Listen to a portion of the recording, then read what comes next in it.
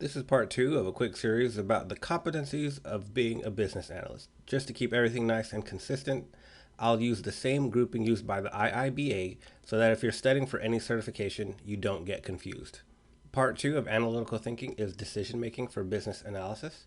It's important to remember that competencies are things that you have to become competent at, not things you are inherently born with. So you should train these skills by reading up on them, practicing them, and keeping them sharp. Decision making for a business analyst does not mean how to be decisive or make quick decisions. Instead, it's about understanding what information is required to make a good decision.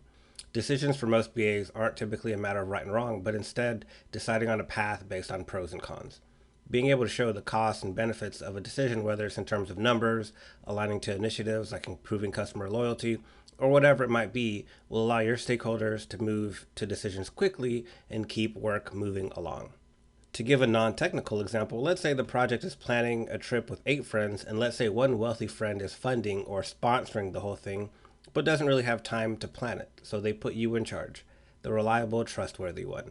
What information would be required to set a date, location, and help the wealthy friend make the final decision?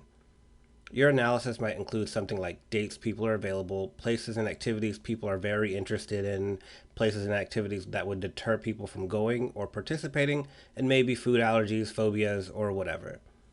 The same is true for a business analyst.